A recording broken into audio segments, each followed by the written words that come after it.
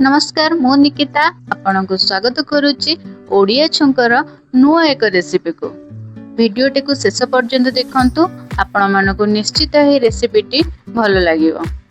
Please मो channel को आपण सब्सक्राइब करंतु। आपणकर गोटे सब्सक्राइब मोर गोटे पाद आगु को बढ़िबारे बहुत सहाय्य करिवो। आमे माने सब बेले बोईताळु फुलर पिठो बा बरा करी खाई थाउ। फुलटा हमर बरा आमे कर दी थाउ, तार नाड़ीटा बळी पड़थाय। आज आम से नाड़ी रे गोटे नुआ रेसिपी बनैबा जोटा कि बहुत क्रिस्पी आ बहुत टेस्टी लागिवो। एही रेसिपी रे हमर बोईताळु फुल किछि आवश्यक नाही, तेणु करी आम एठी केवल तार नाड़ी की एठी काटी की भल भाबरे धोई की गोटे जगह रे रखि देइछि। एही नाड़ी को बरा करबा पई हमकु किछि मसला दरकार। से मसला रे मु नेछि 3टा सुखिला लंका, आउ किछि कट्टा पियाज, आउ किछि रसुण कोला, आउ दादरे किछि छोट अदा 1 इंच रो मु अदा नेछि। याकु वर्तमान आमे ग्राइंडिंग जार रे ग्राइंड करबा। आधा घंटे पूर्व अरुआ चाउल को भिजे के रखथिले, ताको ए ग्राइंडिंग जार रे दबा। किछि रसुण कोला, किछि अदा, आउ 3टी सुखिला लंका, आउ किछि पियाज, आउ आमे 1 स्पून एतरे जीरा दबा। जीरा देले आर स्मेल टा बहुत बढ़िया आस्ता है। वर्तमान आको हमें ग्राइंड कर दबा। देखंतु बहुत भल से हमें ग्राइंड कर देले। एठी आको गोटे बाउल के बे ओजेट दबा। एतिरे 2 स्पून बेसन दबा। बरा पई बेसन नियते आवश्यक। बेसन 2 चम्मच, 1 स्पून धनिया पाउडर, 1 स्पून लूण, 1 स्पून हल्दी पाउडर, आउ किछि कट्टा पियाज।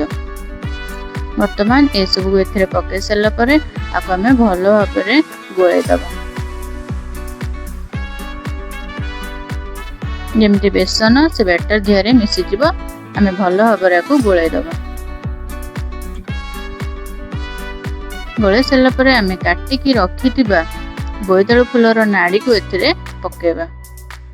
देखंतु बोईताळु फुलर नाड़ी गुडा हम काटी की रखितिले, ताको एबा एथिरे पके देले। पके देकी आगो भलो भाबरे में गोळैबा, जेमिति कि एही नाड़ी से बैटर सहित भलो भाबरे मिक्स हे जिवो। देखंतु मैं भलो भाबरे गोळै देले। एबे हमें गैस ऑन करिके तावा गरम करिया पई छाडी दबा। एही बराटी को आमे तावा रे प्रस्तुत करिवा। आ बहुत कम तेल रे बरा प्रिपेयर हे जिवो। देखंतु मैं एठी तावा नै जेछि, 2 स्पून तेल मु एठी देछि। आमे एटा सोरिष तेल रे बनेबा। सोरिष तेल रे बनेइले ए बरा रो टेस्ट बहुत बढ़िया आसीबो। एठी आमे जो गुळे की रखिथिबा जो नाडी ताको आमे वर्तमान एठी दबा। हाथ रे गोल गोल करिकी तावा रे सेकिबा।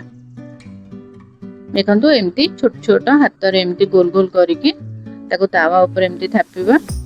बोईताळु फुलर एही नाडी बराटी बहुत कम समय भितर हे जाय, आउ एही बरा खाइबा पई बहुत स्वादिष्ट। आमे सब बोईताळु फुल को बरा करी खाइ दै थांदी, ता नाडी को फिंगी दै थांदी, किंतु आज एही बरा आपण माने देखि साइला परे निश्चित थरे ट्राई करिवे। देखंतु एठी मु भलो भाबरे सब को रखि देली। गोटे गोटे करके सेकी नौचे। देखंतु गोटे पट आमे रेड ब्राउन होबा जे छाडी दबा। बहुत भलो भाबरे देखंतु गोटे पट पूरा सेकी हे गलानी। जदि आपन को टिके तेल कम लागु थाए ताहेले आ ऊपर टिके से तावा रे टिके तेल बुले देबे। मते टिके लागिले कि तेल टिके कम हे गला बोली आ टिके तेल एथरे बुले देली। भलो भाबरे को दुई पट को सेकी नबा। वर्तमान हमर रेडी हे गला बोईताळु फुलर नाड़ी रो बरा। आपण माने थरे निश्चित करिके खांतु, बहुत सुंदर लागिवो। पिला माने बहुत पसंद करिवे। एही बरा को आमे गरम गरम संध्या बेले स्नैक्स रे खाई परिबा, नहले भात रे भी आमे बनै की खाई परिबा। बहुत सुंदर लागिवो। थरे निश्चित बनांतु, बनै की आपण खांतु, आपण फैमिली को खुआंतु। जदि आपण को एही रेसिपीटी भलो लागिथिबो ताहले निश्चित कमेंट करी कहिबे आपनको मोर ए बोईताळु फुल नाडीर बरा केमिति लागिला। आ हां, मोर चैनल को सब्सक्राइब करने बिल्कुल भी भूलिबेनी।